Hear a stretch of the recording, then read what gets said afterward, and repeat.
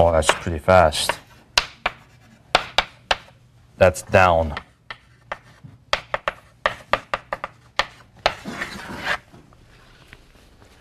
Okay. Now the last part asked, what is the mass that you need for constant velocity up and down the incline? So let's say the system has moved. Okay? So come back to this range here. Let's say you have some mass here less than 0.98.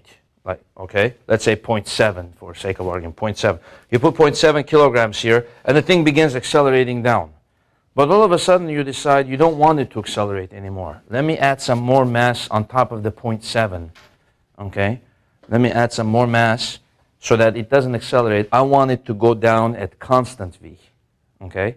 So once it's moving like that and you don't want it to accelerate anymore but just go down at constant V, how much mass would you need to put there so that it goes down at constant V? The answer is not 0.98, right? It's probably going to be what? More than 0.98? Yeah, once it's moving, the friction force opposes up. You're probably gonna need you're probably gonna need a little more than 0.98 because the friction force doesn't oppose as much as the static friction force, right? So you're probably gonna, the answer is gonna be something like 1.29 or something in that range. Okay, so that's part E. Can you calculate that?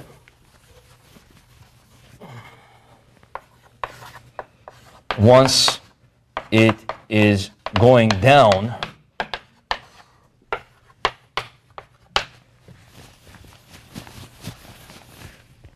what is the M that you need so that it goes down at constant V?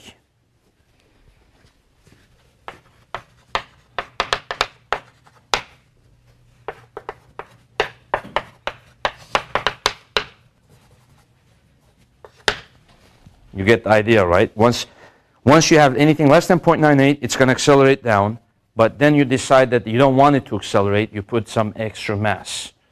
So the equation now becomes mg plus mu kn equals plus mu k n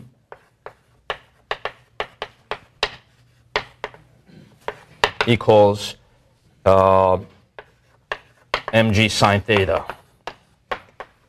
So this thing changes into Fk.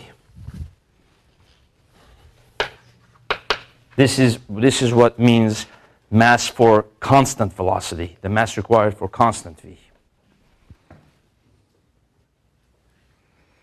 So I'm thinking it's probably going to be something like 1.3, 1.4, maybe 1.5.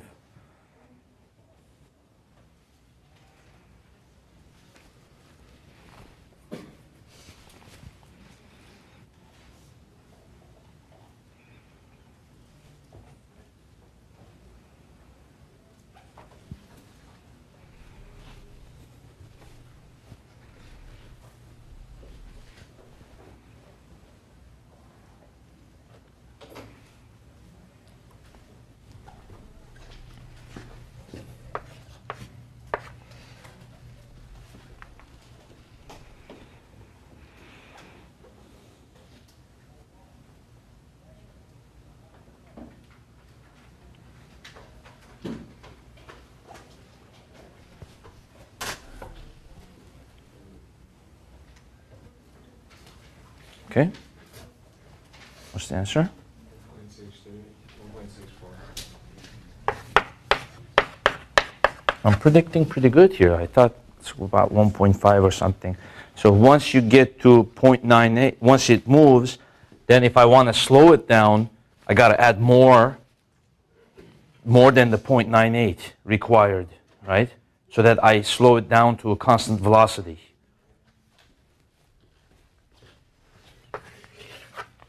And then we could answer the question the other reverse way. Once it's moving let's say you put something more than 3.6. If I put something more than 3.6, it's accelerating. Then now I don't want it to accelerate. Now what do I need so it doesn't accelerate? Well, the answer is going to be something less than 3.6. You see? So once it is going up, what is m for constant v? Again, you see, so these are various questions that could be asked of typical Newton's law problems. You won't be always asked all of them. You could be asked one or two of these, but you need to know pretty much any of them. And so you can approach it the right way.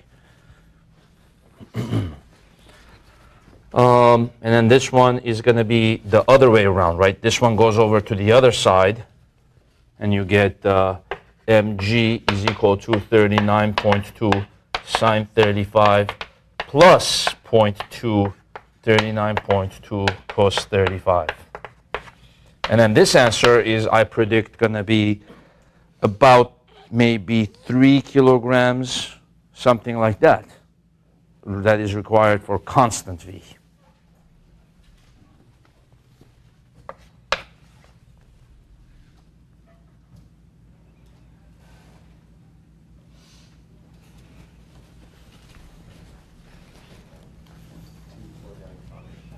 Wow, I'm getting really close today here.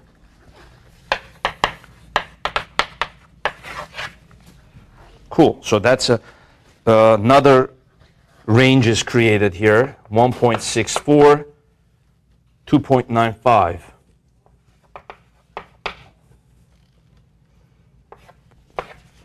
That range is created for, this is constant V going down, this is constant V going up.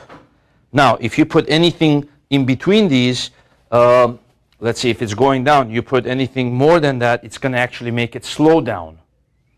If it's going up and you put anything less than this, it's going to make it slow down, and come to a stop. So that's another range there, like that. So that's kind of the idea. Well, I think that's pretty much it for Chapter 5. I mean, we could keep doing more and more problems. There's a variety of different problems in Chapter 5. Incline plane, block on top of block on a vertical wall. You're moving things, but we could keep doing problems, and we'll just we'll never end. But at least you got the idea always. Okay, the Fs is not always equal to mu Sn. Remember that. It always has a range. And once something moves, don't use mu s anymore, use mu k. So those are the ideas that you go by. And don't always think that normal force equals mg. Sometimes the normal force is mg cos theta, right? Like in this case. And normal force is mg cos theta. Sometimes the normal force depends on what you're pulling with, if you're pulling at an angle. So these are all the principles that really matter in this chapter, you see. Okay, now let's go to Chapter 6.